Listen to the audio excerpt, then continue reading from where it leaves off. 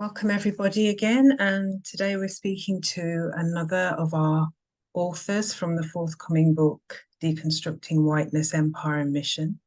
Today we'll be speaking to Jione Havea. So welcome, Jione. Thank you. Could you introduce yourself, please? Thank you.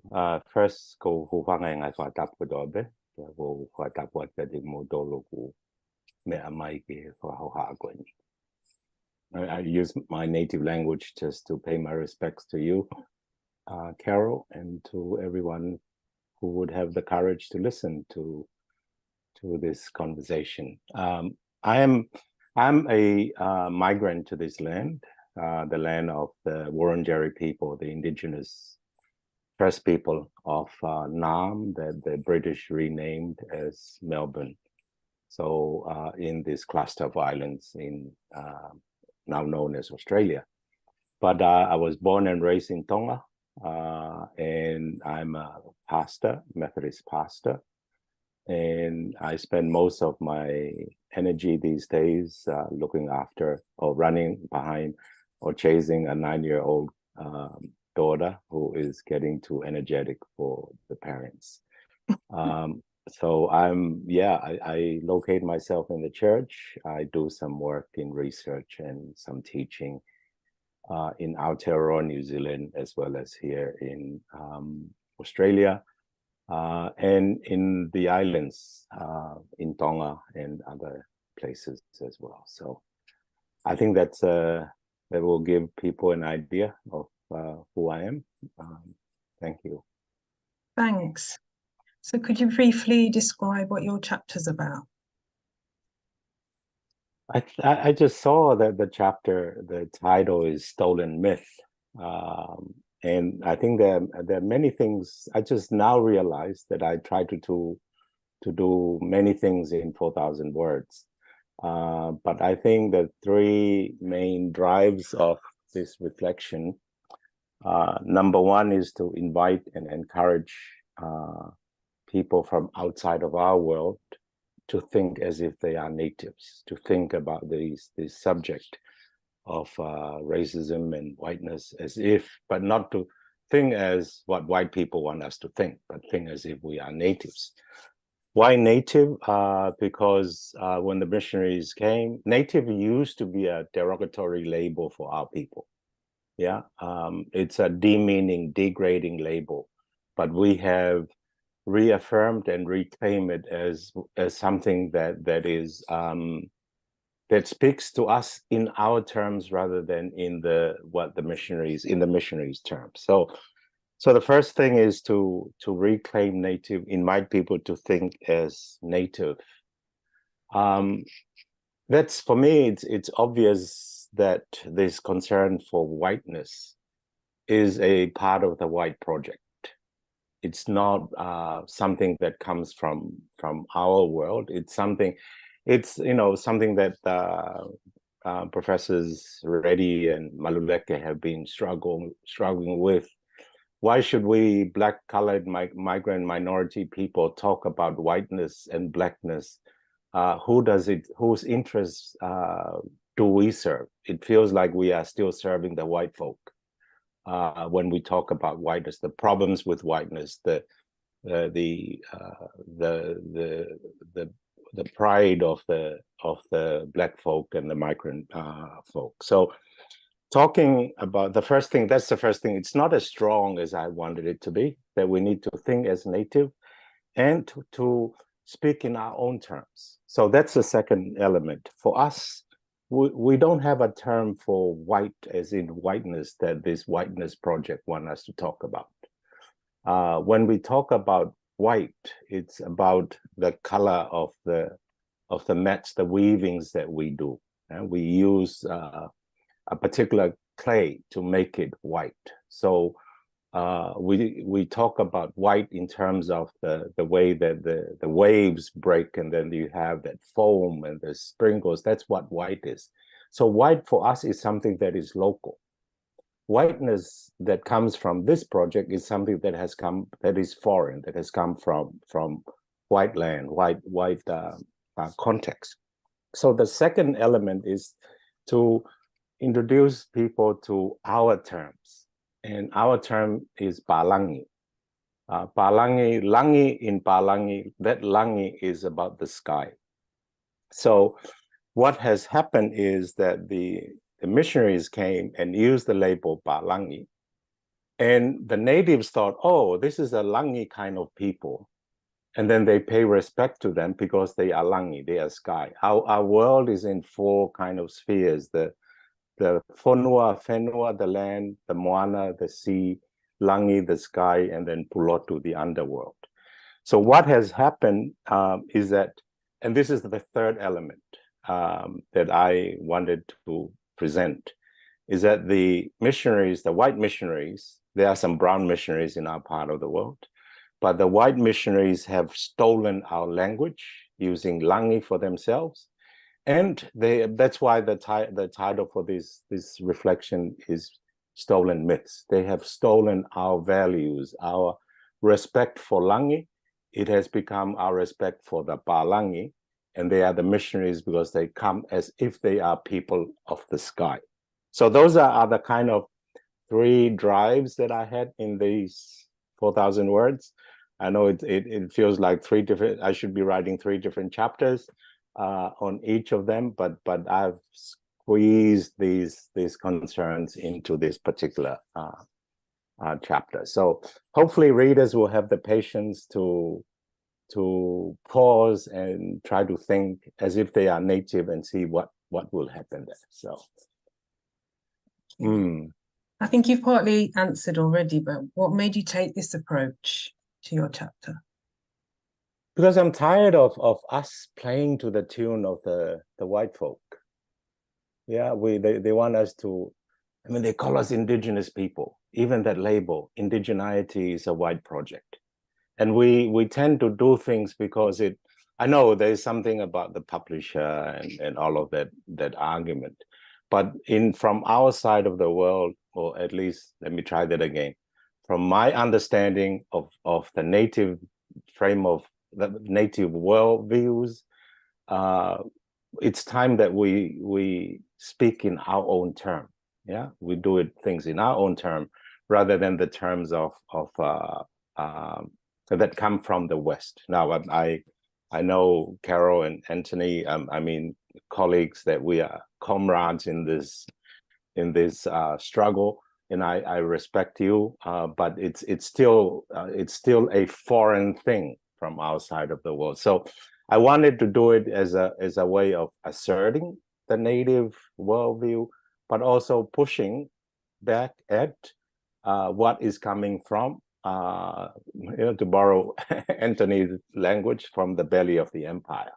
I know that Anthony, and I've come to know some of your work, Carol. This is not how you present yourself, but that's how it is received from our side. So it's a bit of asserting and a bit of pushing back. And in this case, I'm pushing back against, I'm pushing back to colleagues and comrades and friends. So, and I'm asking and expecting your understanding in this pushback side. Pushback side, not push back side, but thank you, Carol. So moving on from that, what would you say has shaped your social conscience?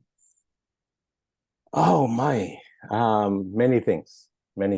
One of them is that there's ongoing colonization in our part of the world. We still have islands that are under colonization.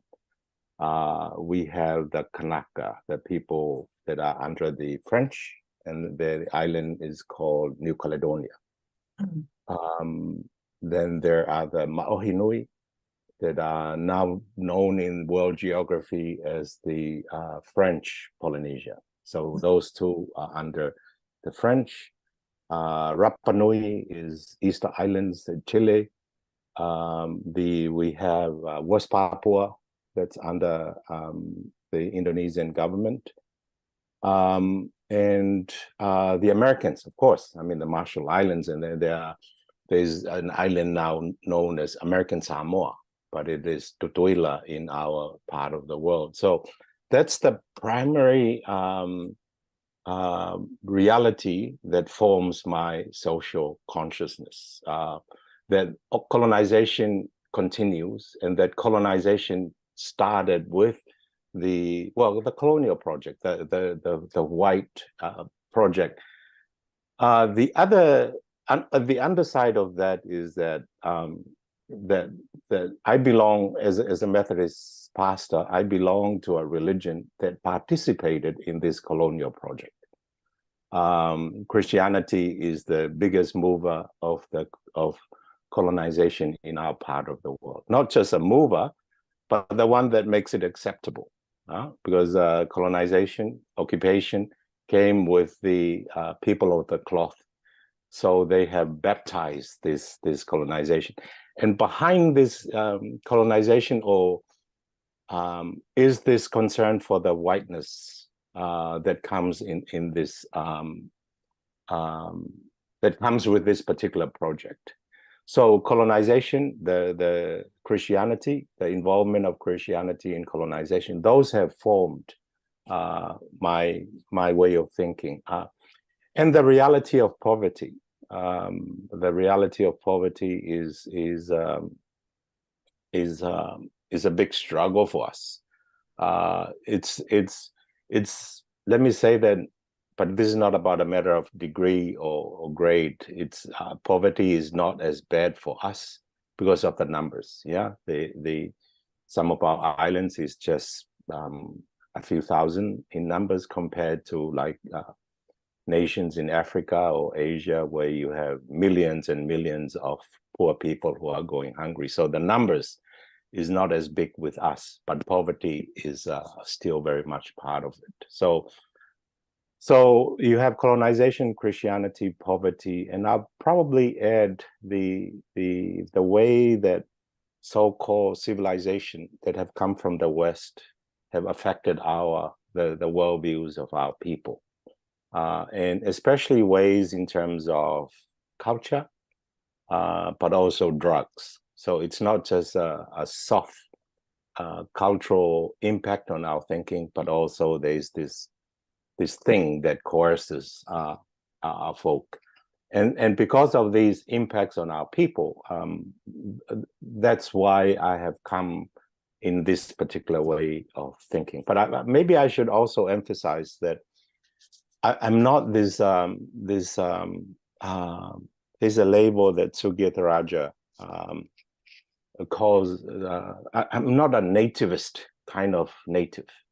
Yeah, nativist in the sense of I'm the native that I know what is right for our people. That's not my consciousness is about that. It's not about claiming that, you know, this is the traditional way of doing things, of thinking. It's nativist in the sense that I'm as the missionaries call our people the natives, savages, and so forth, pagans, and so forth.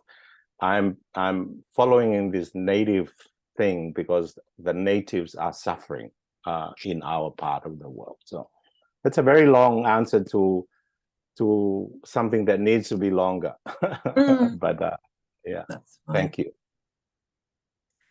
So what do you think are the biggest challenges to church and wider society in terms of creating frameworks for social justice? That's a big question.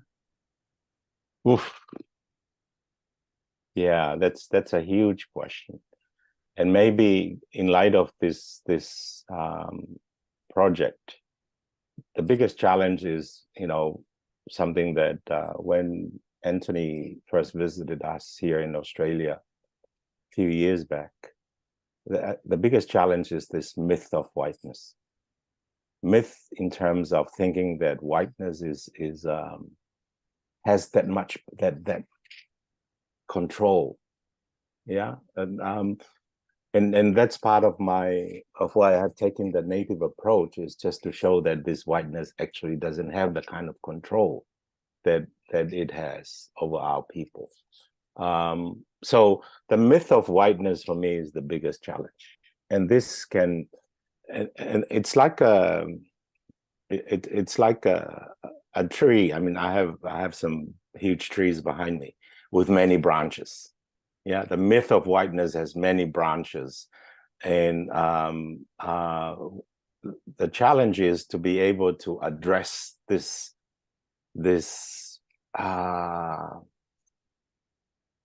I don't know what the word would be, but the manufacturing of this myth in different branches throughout society, throughout the church, and so forth. So it feels like, you know, what reggae people call this shitstem, yeah? This myth of this Babylon, this shitstem is the biggest challenge. And alongside this myth of whiteness is this capitalist arm, this control that so the myth is more on the ideological level. The capitalist challenge is like on the ground. So we may talk about, oh, we are relational people, we are islanders, we are all of that, but we are still trapped in the capitalist system. So those, maybe it's not that one is more challenging than the other, but these two elements, whiteness and capitalism, are the biggest struggles. And I know some of our colleagues there, Peter, for example, tries to struggle with both whiteness as well as capitalism, and how our churches, how our churches are beneficiaries of this capitalist system and the myth of whiteness that came with the colonial project, but also, yeah, protectors of both whiteness and capitalism. So this is a very no, it's a sophisticated but sensitive relation that we need to dismantle. But then whether we will be able to successfully dismantle this, I'm not sure. But it's something that we should need to rethink, because in the end of the day, I can take my whole native thing and you know, toot the horns of the natives, but it's not good.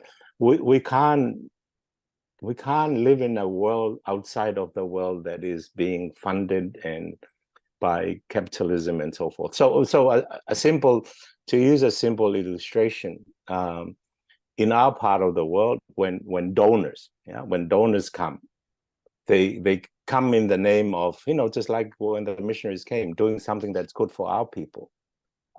So that's the one that they present, but then they end up controlling the agenda. Yeah, so that's where this manifestation of both whiteness and capitalism in the thing about donorship, which should be helpful, but it buys our minds and our votes at the UN and all of those big organizations. So it's a little tricky, but it's tricky in a good way, let me say. And if we are able to bring, okay, I'm not the only native who is doing this kind of work. You know, this is my version of what it means to be native. There are other natives. If the more natives that we bring and listen to these different voices, then the easier I think that we can name the challenges as well as find ways to engage with them. Now, that's a very huge question, Carol. But hopefully this will get things moving, at least from our side of the world. Thank you. So finally, what do you hope people will take away from reading your chapter? They can take whatever they want to take. They can, but at least this one thing, natives have a mind. Yeah, let's and if my native mind doesn't work, that's fine, but don't reject all natives, because that's where things started when the missionaries and the colonialists came and said, oh, those savages, Yeah, and they called us native as if we are people with empty heads. At least, okay, just take whatever you want to take. But if you are looking for something to take, then please pay some respect to natives. Native minds, native world, native worldviews. Yeah, if that's something that they can take away, I really appreciate it. Thank you. Well, that brings us to the end. So thank you so much. It's been really good to hear your perspectives, and I think it's really important to hear your perspectives as well. And I do hope that people will take something from reading your chapter when the book comes out. But thank you for your time today. Thank you. And please pass on my greetings to your colleagues. Thank you. Thank you.